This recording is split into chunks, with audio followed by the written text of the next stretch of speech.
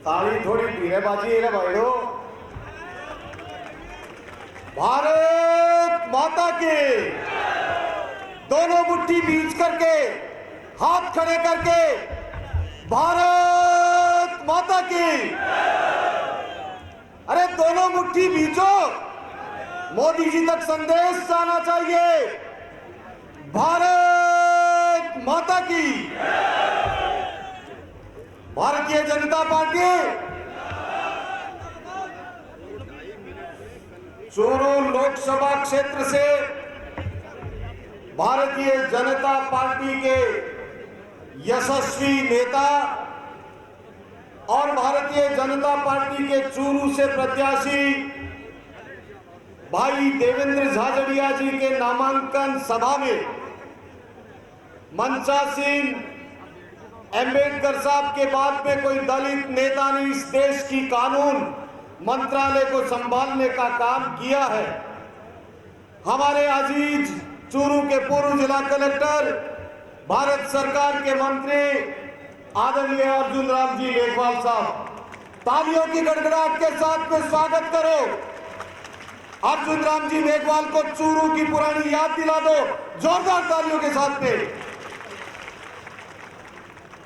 हमारे बीच में राजस्थान सरकार के यशस्वी मंत्री, कैबिनेट मिनिस्टर आदरणीय अविनाश गहलोत साहब, आदरणीय मंचासीन सभी नेतागण और मेरे सामने बैठे हुए मेरे मोतियों से महंगे भारतीय जनता पार्टी के भाइयों और बहनों,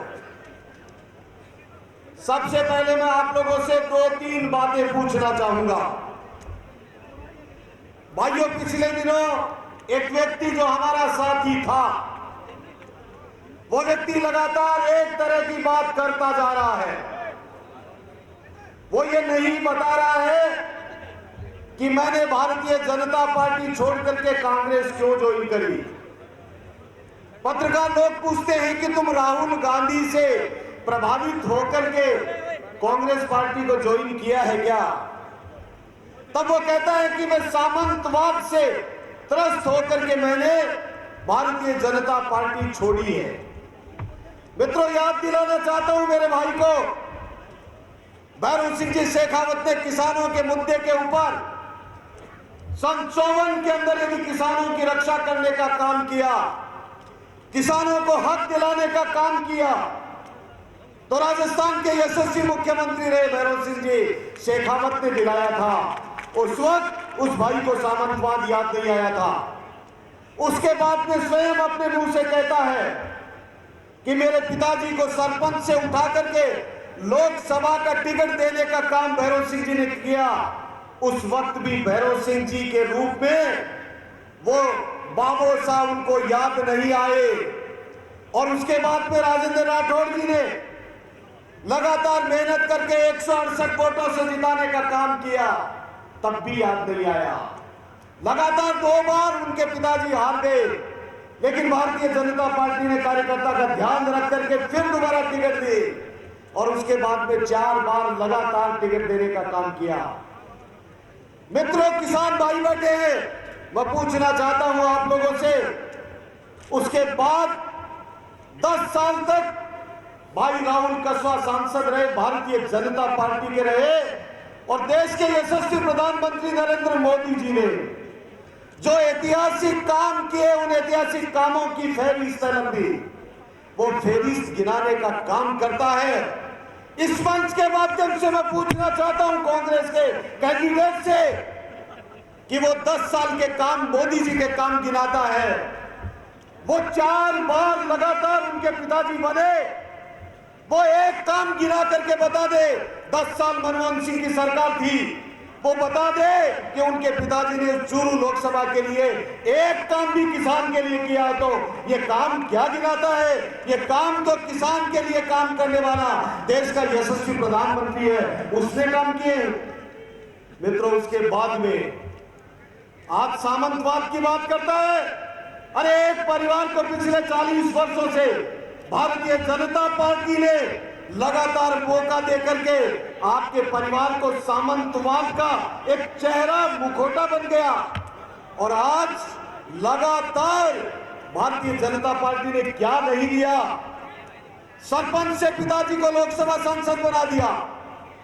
आप कुछ नहीं थे, आपको सांसद बना दिया। आपकी माताजी तीसरे नंबर पर गई, आपके पिताजी तीसरे नंबर पर गए, और उसके बाद में लगातार राजगढ़ भारतीय जनता पार्टी लगातार 3 चुनाव में तीसरी बार गई। इतने बड़े नेता थे, इतने बड़े किसान थे, तो आप तीसरे नंबर पर क्यों आ रही थी भारतीय जनता पार्टी?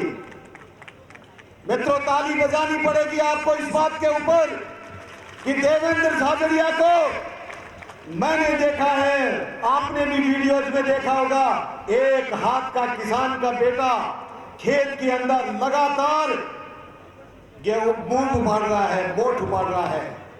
क्या कभी राहुल कस्वा को आप लोगों ने फोटो के अंदर भी किसानी का काम करते हुए देखा है क्या? कौन किसान है? तय किसान लोग करेंगे। देवेंद्र झाझड़िया असली किसान है या राहुल कस्वा असली किसान है? सामंतवादी वो परिवार है या सामंतवादी सोच के परिवार वो है या हम लोग हैं? ये तय करना पड़ेगा मित्रों।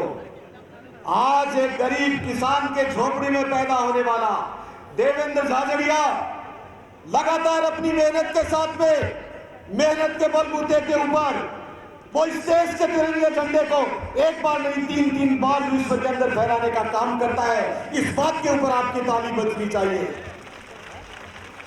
एक हादसे का शिकार होने के बाद में देवेंद्र झाझड़िया पद्मश्री मिलता है, देवेंद्र झाझड़िया को पद्म विभूषण मिलता है।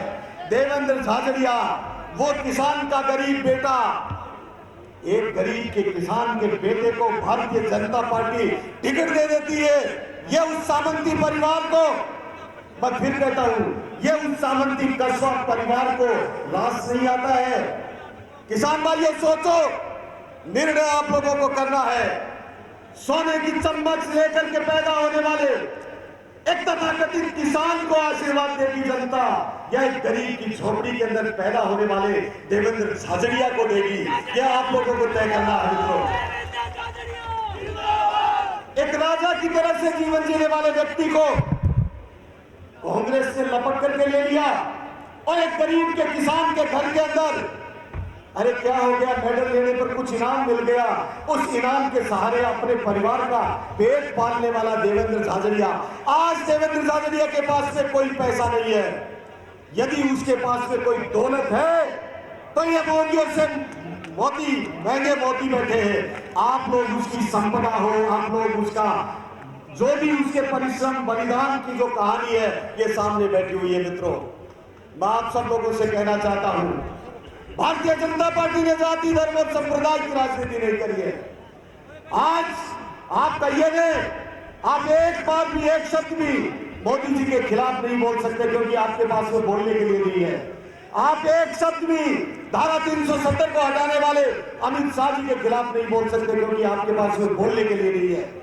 आप एक शब्द भी राहुल गांधी के पक्ष में नहीं बोल सकते, क्योंकि उसके पास में पक्ष में बोलने जैसा कुछ भी नहीं है। तो मित्रों, आज एक ऐसी यशस्वी पार्टी, मैं कहता हूं ध्यान से सुनिए, विश्व के अंदर सबसे बड़ी सर्वश्रेष्ठ पार्टी भारतीय जनता पार्टी, विश्व के अंदर सबसे श्रेष्ठ नेता देश का प्रधानमंत्री नरेंद्र मोदी, और लोकसभा के अंदर सर्वश्रेष्ठ हमारा साथी, हमारा नेता, किसान का बेटा, पद्म भूषण देवेंद्र झाझड़िया। ऐसी स्थिति के अंदर भारी मतों से भाई देवेंद्र झाझड़िया को विजयी करा दीजिए। यदि आप मेरी बात से सहमत है तो इस मंच पे बैठे हुए तमाम नेताओं से लेकर के लास्ट तक बैठा हुआ प्रत्येक व्यक्ति का हाथ खड़ा करके समर्थन दो, और जोरदार नारे के साथ में मेरी वाणी को विराम देता हूं। भारत माता की, भारत माता की। धन्यवाद। जय हिंद, जय भारत। बहुत बहुत धन्यवाद।